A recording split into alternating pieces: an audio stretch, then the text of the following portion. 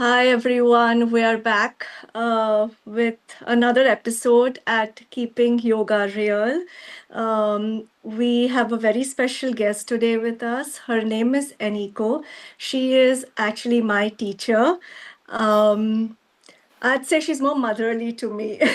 That is one thing I'd definitely like to say. But she has 20 plus years of yoga teaching experience. She has learned under some real great teachers like Ramaswami, Saraswathi Vasudevan. She is a yoga therapist and runs various classes with mantra chanting. So welcome, Eniko, and thank you so much for agreeing to do this with us. Namaste. Thank you so much for the warm welcome. Thank you. I just wanted to start with my first question, Eniko, and this is something I've always been very intrigued with, that you don't have an Indian origin. You were born in Hungary, then you settled in France, got married with 3 beautiful children. How has your journey been, given that you didn't have an Indian origin? And how do you think yoga is so universal today? How has your journey been through the whole time? Would you be able to give us a light on that? Sure. Well, the question is valid. I don't know about the answer really, because sometimes I'm myself wondering that being raised in Hungary, living in Europe, why you are doing that? And I don't know really, because there is just a very deep in my heart that something is right. This is something right. It feels right.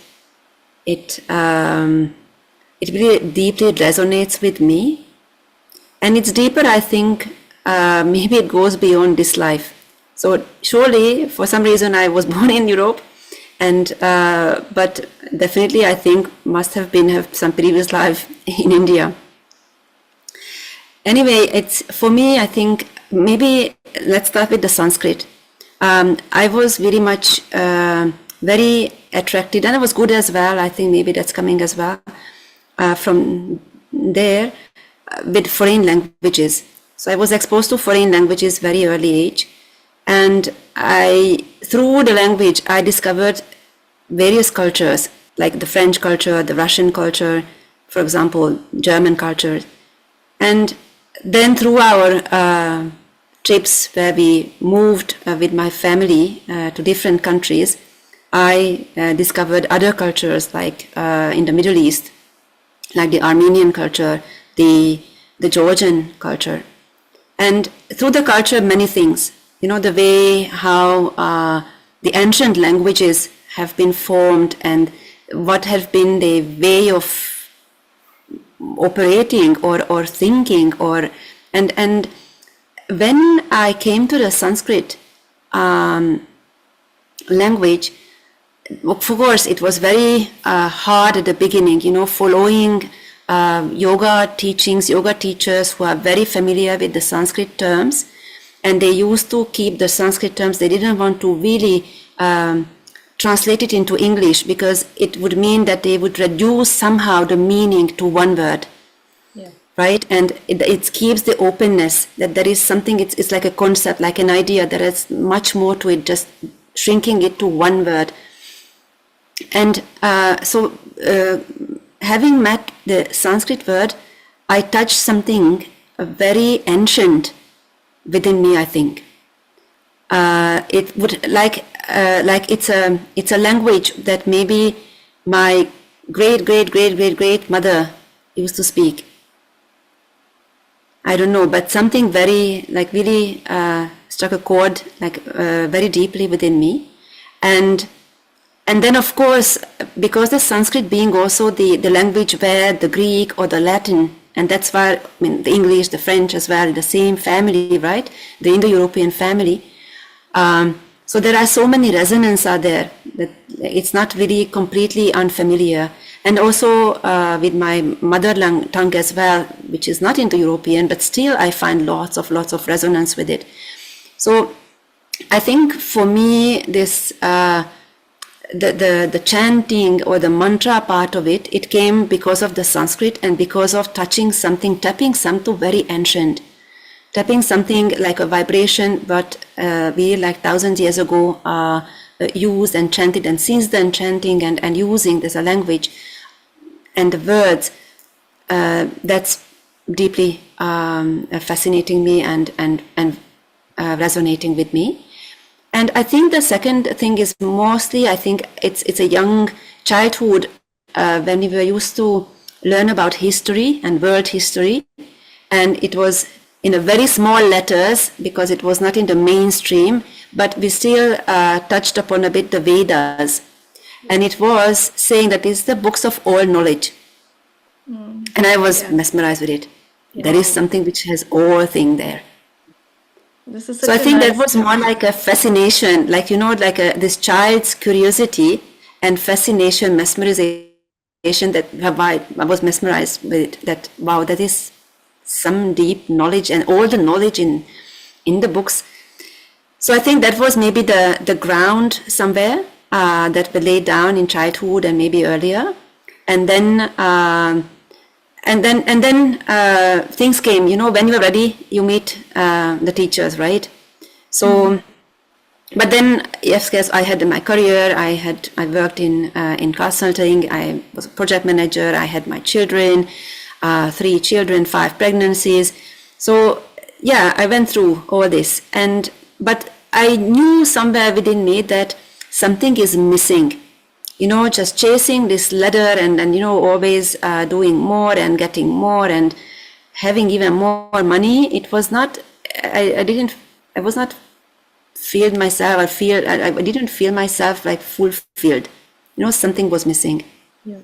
And I knew when I started yoga in my early 20s, but I didn't really follow up on that, I would say, deeply. I was not good at it in asana posture, you know, I was not flexible enough. And I don't know, the community where I started, it was more elderly people. I didn't really get the connection with them. So it just didn't match. But in back of my mind, I put it that, okay, it will not be maybe for my 20s, but I have to come back to my 40s. This is something that I want to come back to. And that's what happened really. And also I had the chance, I had the time, because, you know, when we have young children, mother and wife, and also having a career, it's very hard to juggle all this, right? So many hats we are wearing. But there was a time when the kids were a bit older and got to school, and then I had also an opportunity to work, not full-time, but part-time, that I could bring yoga into my daily life. Again, back to a mat first, on the mat, and start to practice every day. And then I found it that, okay, I know what I was missing. So I found it. And then the road kind of like nicely smoothed out. And since then, I never looked back. And I'm really, really happy and grateful that I can live also from yoga and from the passion. You know, do something that you really like from your heart and really resonating with you, and this is also authentic. It's like a big opportunity and a chance, and I'm very grateful for that. That's so wonderful. I really found it so profound when you said that when you found Sanskrit, you felt like it is a language of your some great, great, great grandmother. And I think there is definitely a lot of punya to come to this path of, not yoga. I don't say to people it's yoga, but it's the path of self-knowledge. And to be able to come that your life aligning in a way, the universe aligning for you in a way that you are able to follow this path amidst all the samsara, you have a lot of punya. We all have that. And definitely, like, some seeds are sown in the childhood. Maybe at that time, we don't remember. Like, you found that small writing about the Vedas, and then finally, the Vedas found you, the knowledge found you. And yeah, like, all of us have that, I think. So, Eniko, my question is that when you found Sanskrit, of course, you had that fascination for it, and then you when you came to yoga, you found the Krishnamacharya lineage, and by God's grace, you were introduced to the right teachers who were very dedicated to teaching yoga as it was in the Vedas, and Sanskrit cannot be taken away, like you said, right? Some words sometimes teachers don't want to translate, but some words of Sanskrit which are written in the Yoga Sutras and the Vedas do not have English translation, or in other languages they cannot be translated as it is. So that is very true. But what do you think it is? Because now when we look at yoga, it is seen that mantra is just a part of it. But I think mantra is not, you can't separate mantra or you can't separate Sanskrit from yoga. There has to be some ground where you find that language, or you find that connection with the mantra. So what do you think it is? What makes mantra so intricate to the yoga practice? So, I think in our days, we want to have short cuts, quickly do something and get a quick result. So if I found one, I would say in yoga sadhana, that would be the mantra. I don't know if it's a selling point or not, but that's something that for me, very quickly, it's so overpowering, and the vibration of the sound, the pronunciation, the strength, how you are chanting it or how you're reciting it, all the different, like small rules they have. No, there's not many rules actually for chanting the mantra, but they are very profound, because each of them will bring some aspect to get to the deeper state of your mind, a deeper state of location. And it's like really like piercing through very quickly through different layers of our being. And even for me, I see that when I had a very, my son left for a year for studies in the US, and we left him on the railway station, and he just told me that he, love you, mom, and he went away, and so I will not see him for a year. It was the first time that he went like such a long time, even just for a weekend. Usually he went, but not just like for a year. And so once he left, my mind was so agitated. I was constantly remembering him now, looking at the time. Now he maybe catches this train. Now he catches this train. Now I had to go to the airport. Now he's there. So I was not at all in the present moment, in my time and space. My mind was completely elsewhere, and also with full of worries from as a mother. So, and I said, okay, you are a yoga teacher, Eniko. What you should do, right? And I was thinking, okay, maybe do asana. But asana, I thought that no, I have this mental state, it's a very, very agitated mental state. Asana wouldn't work. Okay, let's do pranayama. I was too agitated even just to sit down to pranayama. So the only thing that came to my mind, take the Taiti Upanishad. It's quite long chant. If you chant all the 4 volumes, and then start to chant. And once you chant, there is just one letter at a time. So slowly bringing the mind to a little bit of a more focused state of mind. It helped me to, after the chant finished, that I felt a deep calmness and quietness, and also like detached as well what's really happening, and not carried away with all this worrying and sadness and all the other deep emotions that can come up in this situation.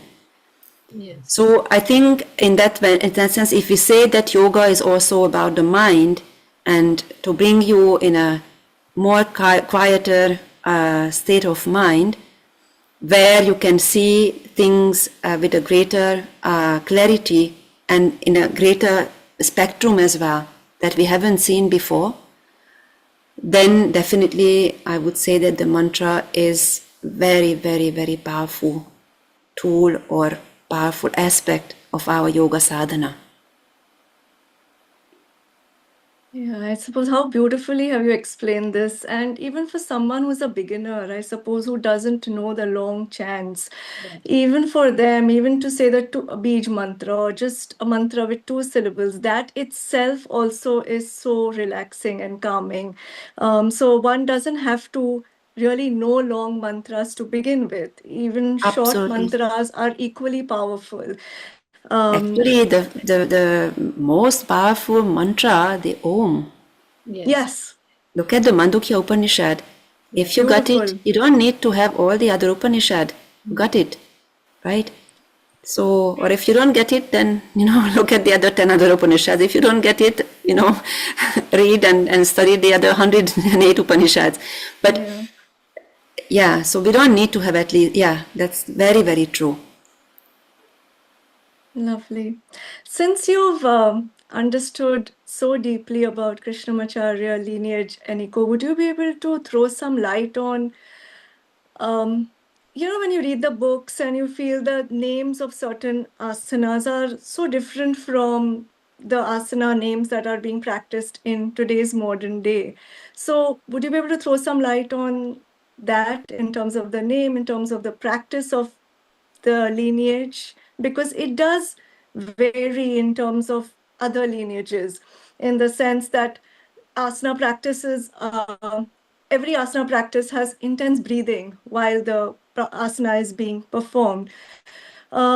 Not every lineage follows that. So would you be able to throw some light on why is it like this and what are the benefits of doing the way it is? Sure. I cannot speak about the other lineages. I don't know.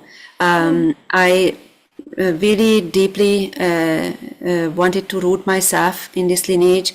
I haven't started here, I have to say. But my teachers, one teacher opened another door to another teacher. That was my journey. And when I started to teach early, I got only students about 40 years old, mainly female students who had some issues, either a frozen shoulder or something. And they wanted to have one-on-one class with me. Now I had a teacher training, but I was not very trained for having this one-on-one class or having these issues taken into account and what to do. So, but I was struck with the faith that, the trust they gave me, granted me, that they came to me thinking that I'm able to help them. But I really felt that I'm lacking here. The skills are needed and I'm lacking here. So I went back to my teachers and I asked them, okay, look, this is what's happening. I don't know what to do. What shall I do? And they said, okay, if this is the path that you want to follow and this is your calling, then you have to study in the Krishnamacharya's lineage. This is how I discovered the lineage, and I was kind of advised through my teachers. And then so I started to study with Ramaswami sir first. And then through Ramaswami sir, I met Saraswathi Vasudevan. And then through Saraswathi Vasudevan, I met also Raghu Ananthanarayanan and other teachers as well. And also my mentor, I have to speak as well, Savitri Ravi Krishnan, whom since more than 10 years, she's still mentoring me and became also a dear friend and also colleague with who I'm running also workshops and trainings. So this is how I started, and this is how I discovered this lineage. And with this lineage, what I discovered that this connection between student and teacher, it's a very, very important. This is one. The relationship, the trust, that is very key, I think, to the success. The second is that Krishnamacharya's yoga, I would say, it's deeply rooted in Bhakti yoga. And not just Bhakti yoga, but also it's kind of like meant for the householders. Which means that it's not the people who want to go to the Himalaya and, having this sadhus or, no, these all people who have many responsibilities and they want to somehow has to fit this yoga sadhana as well in the daily life, but how can they do it when we are so busy? And therefore I find that and also Krishnamacharya was very much empowering women to do yoga, to practice yoga all along the pregnancy, even postpartum as well. So the whole life, all through stages, he was very encouraging us to practice, study yoga, chant even the Vedic chanting, which was quite unique in his life and in his era. because he said that if the people who normally should carry this tradition, but if they are not willing to do, then it will be lost. So better to give and share with and transmit to those who are very inspired and want to learn. And he found many women who were very into yoga. And if you look at now, I think maybe 86%, or I don't know what is the exact rate, are female practitioners around the world. So that is very, very, was very inspiring for me. And so if I'm looking at the asana, or if I'm looking at this breath, as you mentioned, so it's from a very beginning, this conscious breathing, even if it's not ujjayi, but let's say just conscious breathing.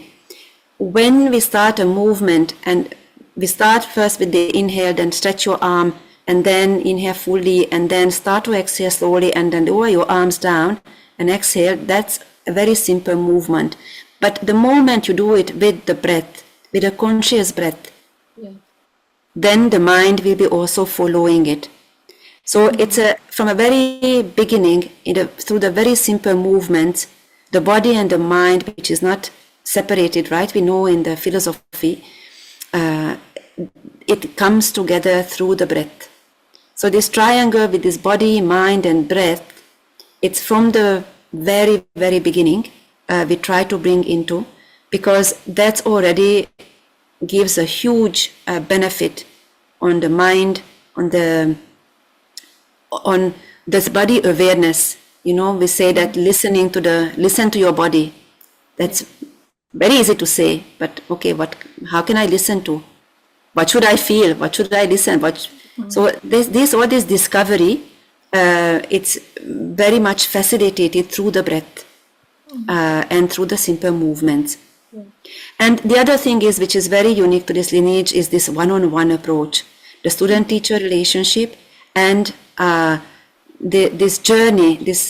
Usually it's a long-term journey, but it doesn't mean that we have to meet every week. It means that maybe we meet at the beginning often, but then slowly, what is very important in this lineage, that we have to empower our students, that they will have the knowledge and the skills, that they can regulate themselves, they can find the right technique, the right tools along the way, and they don't need us at a long run. Because the swatantra, the being independent, it's very, very important. I think I have so much to say about what you answered. I'll start from the beginning, because I'm just in my head, I'm trying to sum up. It is very interesting that you shared. I did not know this before. And think, what about you, Akin? Because you said that Krishnamacharya, his main was to make the practice of yoga for householders. And it makes sense, because I have traveled all across India going to different ashrams. And a lot of times when I used to go to these ashrams, like Shivananda, and I followed Swami Kuvalananda's retreat, somewhere they have this, intensive pranayam intensives, which cut you out from the world, like it is going in depth. And then and they have a particular way of, bringing you out of it. But whenever you come back in samsara, there is literally you feel like all your sadhana that you did at that time was no good, because when you deal with your parents and your partner and they are not practitioners of yoga, it doesn't matter how many rounds of kumbhak you can do. And this is very interesting that this is how the practices in the lineage, in the Krishnamacharya lineage, was designed. Because when I also practiced with Ramaswami ji, he came to Delhi. Immediately I understood, like I was practicing with one of his students before as well, but immediately that happened, that I don't need separate pranayam, because pranayam is so intricate. We think of pranayam as doing some like intensive things, but it is prana is flowing when you do your asana practice. So, Eniko, what do you think is that, because there's so much confusion now. Okay, this pranayam is for this person, this pranayam is for this person, and there's this no connection of dirgha and sukshma pranayam as it is taught in the lineage in the asana practice. Even with, there is very rapid and heavy breathing that I see in most of the studios. So, for someone who have tried yoga or is very new to this practice, what is the sequence that they should follow? Like, should they do pranayam before? Should they do pranayam at the end? Or if they practice this Dirgha Sukshma Pranayam through the asana, is pranayam even required? Very good questions. I just want to first comment that you were talking about the ashrams and the intensive pranayamas and all this. I think they are very good. These are very, very good things to do. But definitely the question is, how can I integrate it into in my daily life? Yeah. That's maybe the link which is missing. Yes. And that's where I find that the Krishnamacharya's lineage bring us very progressively. We talk about the Vinyasa Krama method.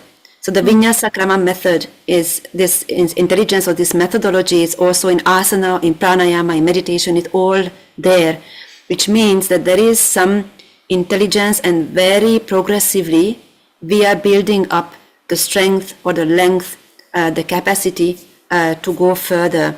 So it's a very, let's say, mild, or I don't want to say mild, but now it comes in French, I'm sorry about that, but it's a very soft or very caring approach, I would say. So that we are going very slowly, progressively. We are not going through straight doing, 100 Kapalabhati at a time. But, and you mentioned another very important aspects here, this Dirgha Sukshma aspect of the pranayama, right? So what we like to achieve, and usually the very first class, it's always, let's say, very easy, let's say from in our tradition, that, okay, to try to meet the students where he or she is, which means that we try to observe his breathing in a very comfortable position. And that will be our baseline. This is where we start. So without judging, without interfering, this is we observing it. This is where we start. And from there, we try to use different techniques and tools to bring the student by the end of the class, the Dirgha and Sukshma somewhat came into realization. So there is no, let's say, like a fixed objective that, you had to have like 10 seconds inhale or 10 seconds exhale or 10 seconds kumbhaka or whatever. Yeah. It will depend also, the baseline will depend as well of the capacity of the person, but very slowly. So this Dirgha Sukshma, it happens as well during the movements. So the movements are there, the asanas are there to help that the breathing. So any movements or any chant, any sound that helps the student to have a longer and a more subtler exhale and inhale, that is good, that is appropriate. Absolutely. And therefore, we were focused in the very first class, we would focus beyond this observation where we are with the student, we would focus on the exhalation part, Rechaka. So that would we start with and teach how to exhale fully consciously, and then slowly bring the inhalation part as well, and then slowly bring the pause between the exhale and the inhale, pause between the inhale and the exhale. And then this pause, these are like a doorways. You will be curious about it and you will spend a little bit of more time, a little bit of more time. And this time, this space, you can fill it with mantra, you can fill it with bandhas, you can fill it with different things, but you have to build up to that. But at least getting this curiosity, leading the students that there is more, there is more, there is more. Yeah, this is so true. And also I suppose with Krishnamacharya ji's lineage, it has always been about changing to the student's need and the practice according to the need of the student, not really a generic practice. He has always pursued that. But what about, Eniko, my question is that what advice would you give yoga teachers to train students in today's modern day and age? What would your advice be to yoga teachers in that respect? Okay. Because the lineage is so different what it was thousands of years ago, and to bring it in today's modern age, what sort of advice would you give them? I think the human mind didn't really change that much through the years. That's why Bhagavad Gita still resonates. Very pertinent. Yeah. So these texts are still very, very pertinent texts because the human mind is still the human mind and it's still the same. The avidya is still there, the avidya kshetram, the raga dvesha abhinivesha is still there. So it haven't really changed. However, what I would suggest from my heart to all the yoga teachers, that connect with your own practice. This is your source. It's very, very important. Because like Deshikacharya sir would define yoga as a relationship. He would say that how you know that your yoga practice is helping you. You would know when your surroundings, your partners, your families, your colleagues, they would see changes within you. They would see that, your relationships are improving. I think these things in yoga that even our teachers want to teach us are so simple, and we easily implied that the need to get into complex asana is absolutely not there.